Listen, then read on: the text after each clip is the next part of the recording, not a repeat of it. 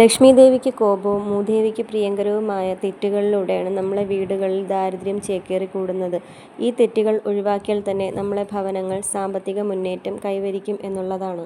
വാസ്തുശാസ്ത്രപരമായ ചിട്ടവട്ടങ്ങളും നിയമങ്ങളും പറഞ്ഞിട്ടുള്ളതിൽ നമ്മൾ എത്ര അളവിൽ പാലിക്കുന്നുവോ അത്രയും ഐശ്വര്യവും നമ്മുടെ കുടുംബങ്ങളിൽ ഉണ്ടാവും എന്നുള്ളതാണ്.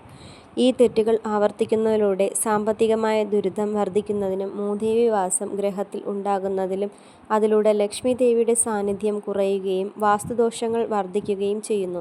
ഒരുപക്ഷെ നിങ്ങൾ ഇവയൊക്കെ ചെയ്യുന്നുവെങ്കിൽ നിങ്ങളുടെ ഇന്നത്തെ അവസ്ഥയ്ക്ക് കാരണം ഇവയൊക്കെ തന്നെയാണ്, സംശയമില്ല.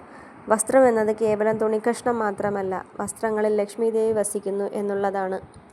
ലക്ഷ്മി ദേവി വസിക്കുന്ന 108 വസ്തുക്കളിൽ ഒന്നായിട്ടാണ് വസ്ത്രത്തെ പ്രതിപാദിക്കുന്നത്. ചില ഭവനങ്ങളിൽ കാണുന്നുണ്ട്, മുൻവാതിൽ നമ്മുടെ പ്രധാന വാതിലിൻ്റെ മുകൾ ഭാഗത്ത് നനഞ്ഞ തുണിയോ മുഷിഞ്ഞ തുണിയോ തൂക്കിയിട്ട് കഴിഞ്ഞാൽ അതിലൂടെ ലക്ഷ്മി ദേവിയുടെ വാസം കുറയുകയും മൂദേവിയുടെ വാസം വർദ്ധിക്കുകയും ചെയ്യുന്നു.